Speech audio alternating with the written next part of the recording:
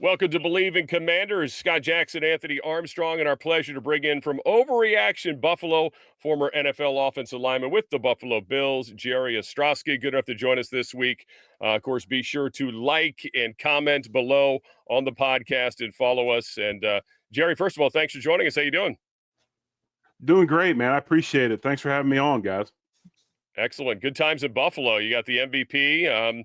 Of course, in offseason, a lot of activity with the Bills. Let's just start there. How's the folks in Buffalo feeling right now about this team as you go into this season after once again, running into that Chiefs wall? Well, I think that obviously we know we got Josh Allen, as you said, NFL MVP, and offensively has not been an issue for Buffalo. We've had a defensive issue over the last few years. Obviously, this year we lead the NFL in takeaways, but still defense not good enough. And the fan base is excited because if you look at offseason acquisitions, you look at the draft, we put a tremendous amount of resources into the defensive side of the ball. I mean, brought in 3 or 4 new coaches on the defense to add to what we already had. So obviously the Bills organization knows that defense was a deficiency. That's where they're putting their resources. Add a few pieces at receiver to help Josh Allen on that offense. We did need a little help at receiver, and, things are looking pretty good right now. Now, with having, Josh Allen, MVP type player, or MVP, I'm sorry, and then we have Jayden Daniels, the young guy that we're thinking is an upstart, could be MVP. What type of similarities do you see between their game? What can Jayden take from what Josh has developed into over these past couple of years and maybe find some success in Washington? Well, it's funny, obviously Josh going on, I believe, year 7, I believe is what he's going on, year 7. And, Jayden Daniels coming off a great rookie season.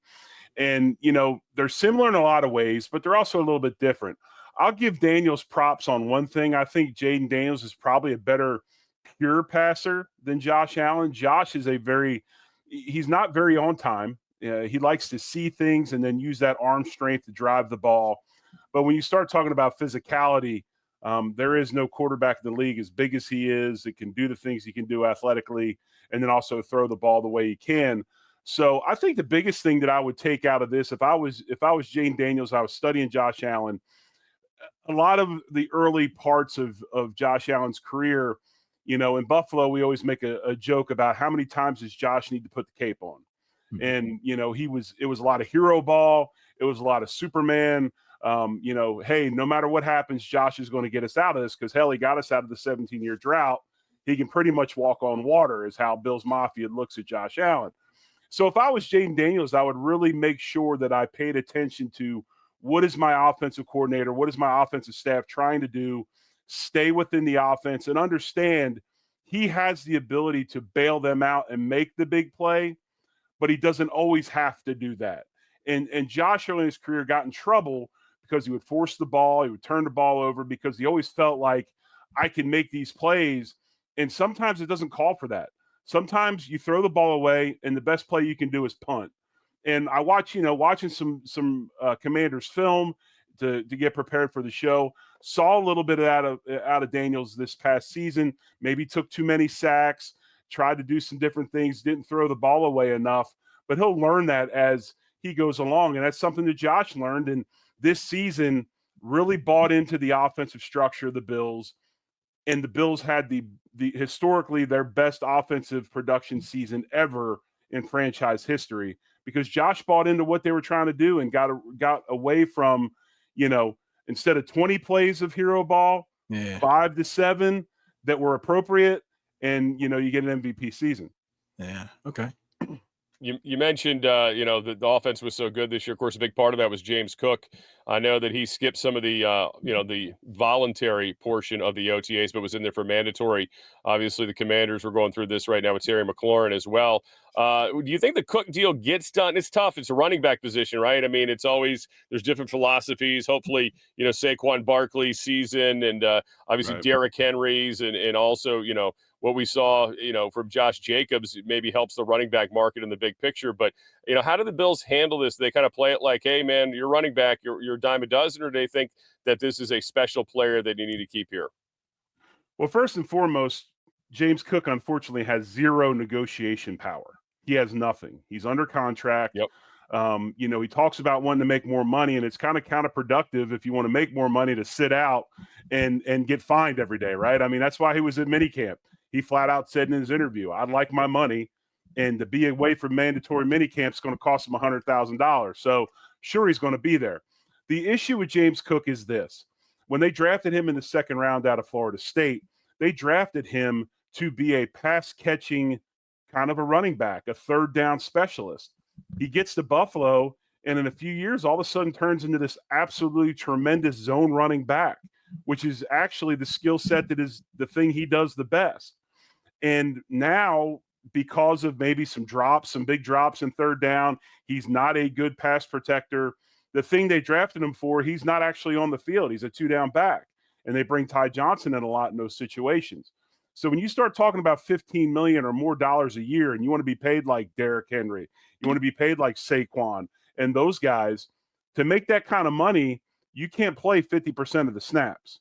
You've got to play 70, 75% of the snaps. And right now, that's the biggest thing the Bills are looking at. Like, he wants to be paid a guy that's on the field for 3 downs a series, but yet he's not. And there's the impasse. And I think the biggest thing for the Bills is, in Brandon Beane's, he probably went to him early with a deal that was probably, obviously lower than he wanted, so they didn't re-sign him. But all he has to do is sit back, let this season play out, see what Cook does, and then the rest of the league is going to determine whether he is back in Buffalo or not, because if his value's out there and there's a couple, 3 teams, they're going to give him 15 or more, then you say, James, great job, thanks for being with us, and you let him move on. But if not, then I think the Bills get back in it, because I think Buffalo's willing to pay him around 12 and a half a year. And people say, oh, it's only $2.5 million. That's a big deal when you're talking about salary cap management. Yeah. Shoot, when we're looking, I'm talking on the offensive line, obviously position you played, with the addition of Laremy Tunsil and then moving Brandon Coleman inside. I want to talk about how the impact of the veterans alongside of a young Brandon Coleman is going to have for his transition and development at the guard position. You got Tunsil on one side, you got Tyler Biadaz here on his right at center. What's that going to do for Brandon Coleman's growth and development? Well, let's talk about the Tunsil edition first. And I mean, talk about I'm still trying to figure out why he's not in Houston. And I would imagine it's because they probably have a theory about 30-year-old or older players, and Tunsil is 30. And so all that's kind of the Mendoza line when you start thinking about pulling back money and stuff like that. But if you look at Tunsil's production, this is an elite guy. I mean, he's been to the Pro Bowl 4 times, former first-round pick. And, while I don't think the PFF is the be-all, end-all as far as evaluation of players go, because they don't really take into nature the human side of things. They don't take that into consideration. It's all analytics. Yeah. But if you look at, you look at Tunsil, pass blocking grade, he's in the 97th percentile, pass set 97th percentile, play action 97th percentile.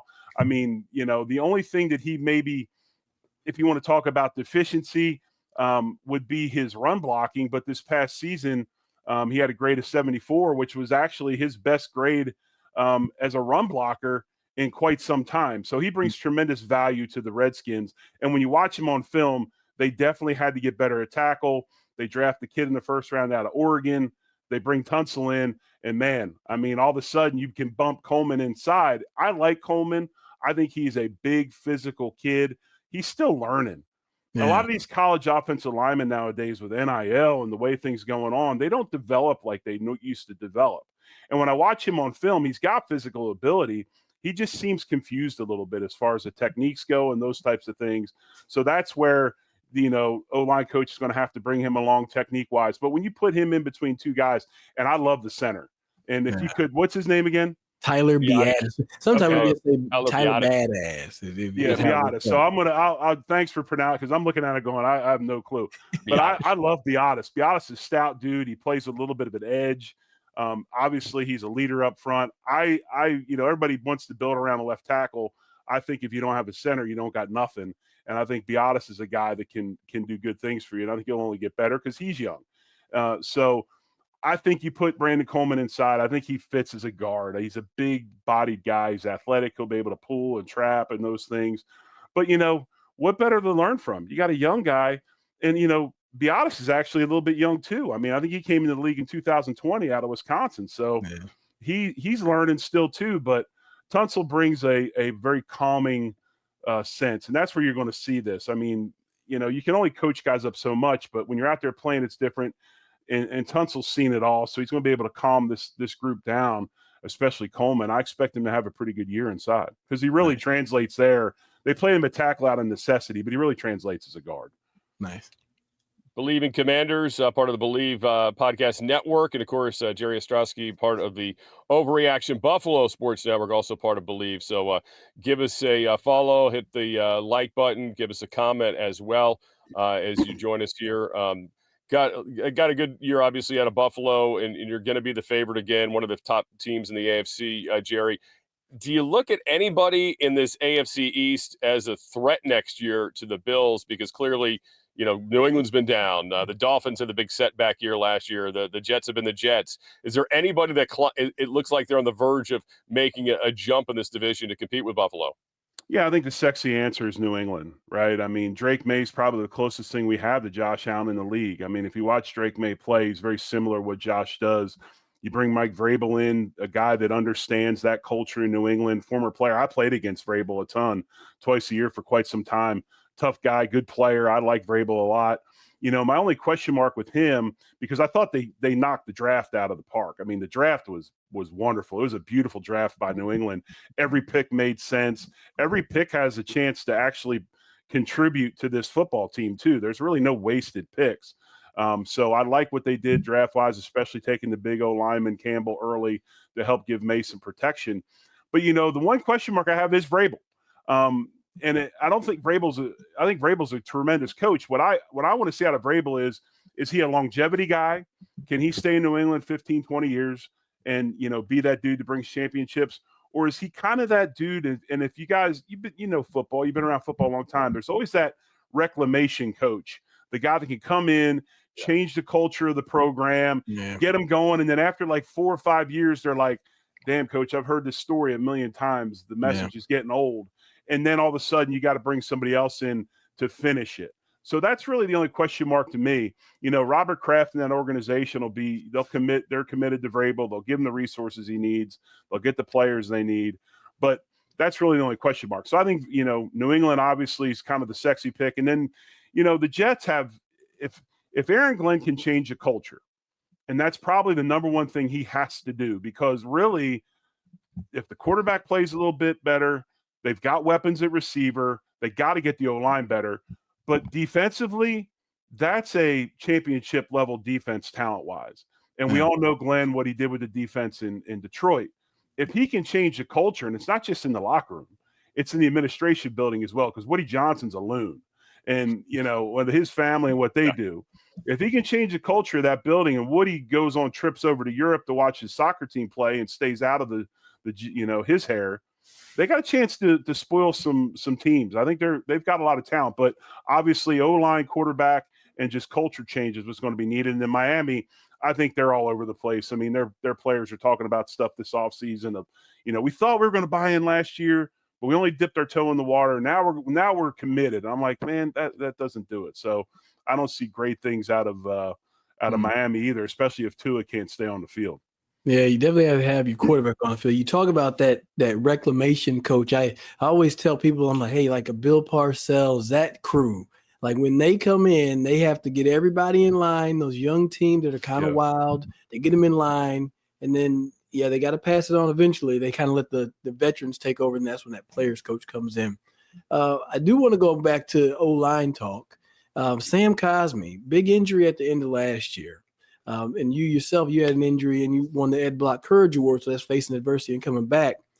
What type of things is Sam facing, not only physically but mentally, to come back from a devastating injury to come and have a strong season? I think the biggest thing coming back from injury, especially a young player like Cosmi, draft 21 out of Texas, it's mental. I mean, 90% of it's mental. With the science we have in training, the science we have in the training room and medicine-wise, he's going to heal. They're going to give him the best possible care. He's going to be ready to go. Now, how do you, first part, it's the battle within yourself. How do you get up every day to rehab this thing? How do you battle mentally to get on the field and all of a sudden trust it when you're trying to, stop the bull rush of a 325-pound defensive tackle. There's just a lot of that, and it's mental. So he's going to have to go into some dark places. It's not easy. I did it. Came back from a broken tibial plateau fracture in 10 weeks. But, you go into some dark places, and it's crazy. Like, you get hurt and you were starting, and hell, the fans show up the next week. The other team shows up. Somebody's in your position, and the train rolls on. And but I think he'll be fine. I mean, like you said, the science and as far as the rehabilitation side of it, but he's just going to have to get out there and do it. And there's going to be some days that he feels great, and there's going to be some days that he doesn't feel good, and he has bad days. You just have to understand it's part of the healing process. Not only physically, but mentally, and you just got to get out there and do it. Absolutely. Yeah. With an ACL and a guard, and obviously, in Cliff Kingsbury's offense, and those guys have to get out and move, right? I mean, they're not just stationary. He was hurt, in the playoffs in that divisional round against Detroit. So that's, we're talking mid to late January when that took place. I mean, what's a realistic thought process and when we should see him on the field? Is that like midway through the season? I mean, is it possible he could, maybe only miss the first month? I mean, what is it? It's so different with guards, and big guys versus, say, running backs or receivers will say, oh yeah, he could be back in 8-9 months, because of, Adrian Peterson ruined it for everybody because he came back so fast. Yeah. You're looking probably, October, November, as far as, if you go 9 months, 8-9 months, you're looking at October, November. I think the biggest issue with ACL injuries is not the ACL itself. The repairs that they do nowadays are tremendous. I actually just retired from being a long-time sports medicine rep, is selling implants, and was in, 15, 20 ACLs a week. His repair will be fine, especially with the doctors that he's seen.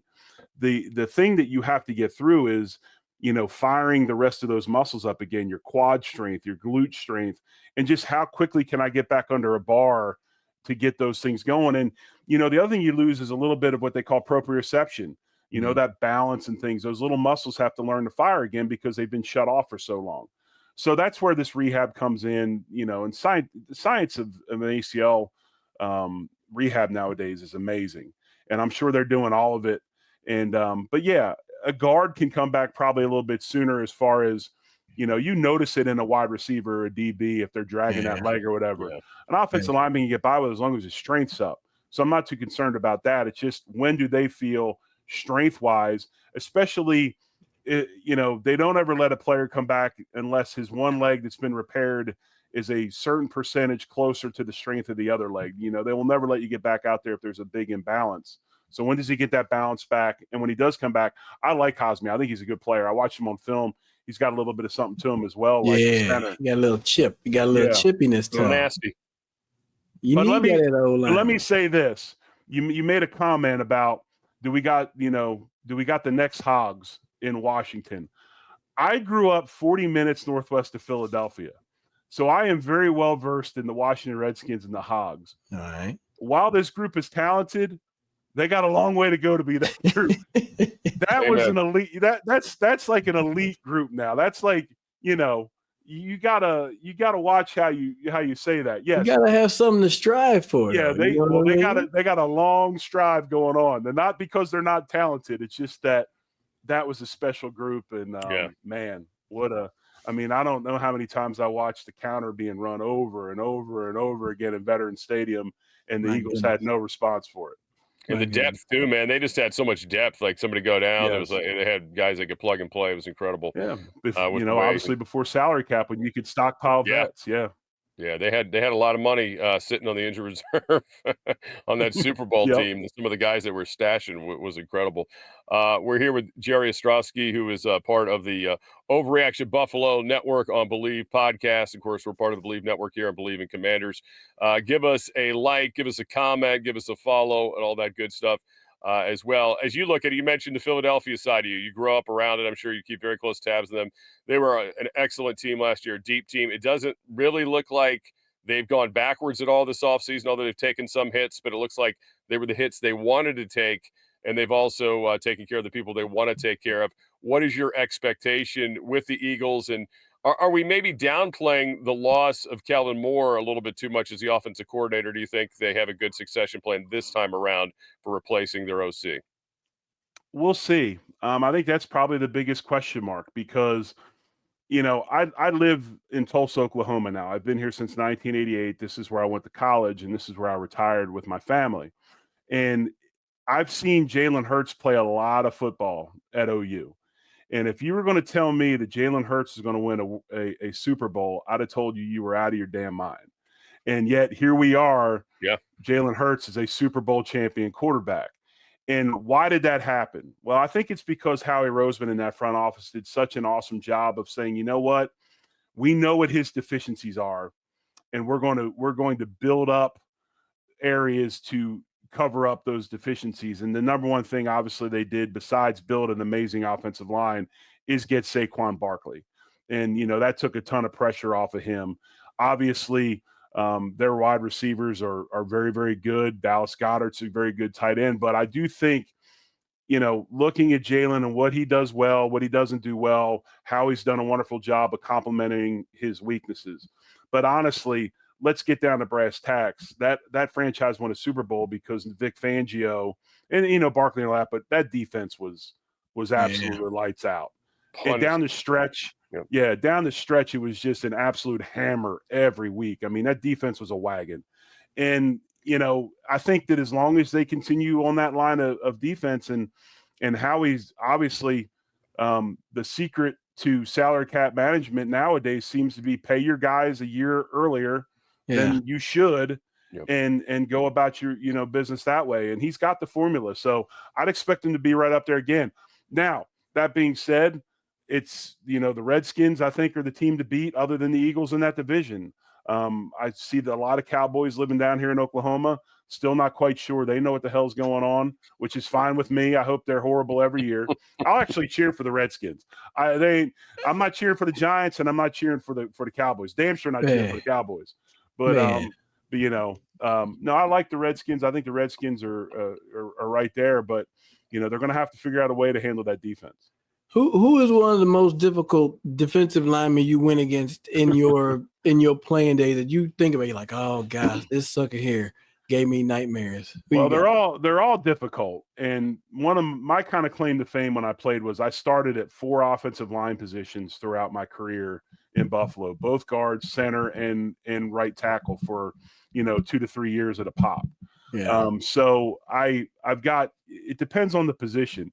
We used to play a guy when I was inside. We used to play a guy from Ole Miss from the Miami Dolphins named Tim Bowens. I don't know if you remember Tim Bowens. He was about 6'5", and he weighed about 365 pounds. Yeah. And it didn't matter what you did. You had 2 of yous, 3 of yous, whatever. He wasn't moving. He was holding everything up. Yeah. And I say this all the time, and people think I'm nuts. Zach Thomas was recently inducted into the Pro Football Hall of Fame. Zach Thomas should go to the tailor, make 2 gold jackets, one for Tim Bowens and the other one for the other defensive tackle. And his name slips my mind. It always does. He was from Baylor. He was another dude who was like 6'6", 355. And he needs to give those 2 a gold jacket because when you played them, he just ran. We changed the total way we blocked inside as far as zone goes. We just stopped zone blocking those 2 dudes. Yeah. And Daryl Gardner was the other guy I was thinking of. Yeah, monster. And when I was playing center, it was step forward to avoid and run down the line to get a hand on Zach because I don't think he had anybody touch him for his entire career because of those 2. Wow. That's a great point. Yeah, Daryl Gardner, I think, had a little brief stop here with the Redskins, too. Yes, he did. Well. Yeah, he did. He did. Yeah. Was certainly better in Miami, but that was kind of the case of that era of Redskins. Yeah, it's probably that old school. Just you got a 2 gap. They turn their shoulder and take that knee. That's a 3 technique, deep tackle technique that Bill Parcells always had people playing. So I can see Zach Thomas just running around without anybody getting a hand on him. That's trouble. And, what was Zach? 5'9"? Yeah, he's not a big guy. So you couldn't see it. You couldn't see his little ass behind those 2 either. Like by the time you put eyes on him, he was already 15 yards away from you. Yeah, hitting somebody. He was a damn good player. Remind me a lot of like Dexter Coakley or London Fletcher. Or London Fletcher. Fletcher was in Buffalo for a while. Right. Very similar players. The old school middle linebacker, that was the guy. When teams decided to stop the zone with huge humans inside, the middle linebacker went from being huge to these small dudes that could run. Love it. Jerry, appreciate your insights. Should be a fun season ahead. Enjoy the off season, and we thank you for stopping by and talking to us here on Believe in Commanders. No problem, fellas. Good luck. You need anything else, let me know. Thank you. All right. Jerry Bye-bye. Ostroski joining us from Overreaction Buffalo, part of the Believe Network. For Anthony Armstrong, Scott Jackson, that was a lot of fun. As always, Anthony, good to have Jerry in here. And until next time, don't forget, hit the like button, comment, subscribe, all those important things. Part of the Believe Network here, Believe in Commanders podcast. Till next time, see you. Talk to you.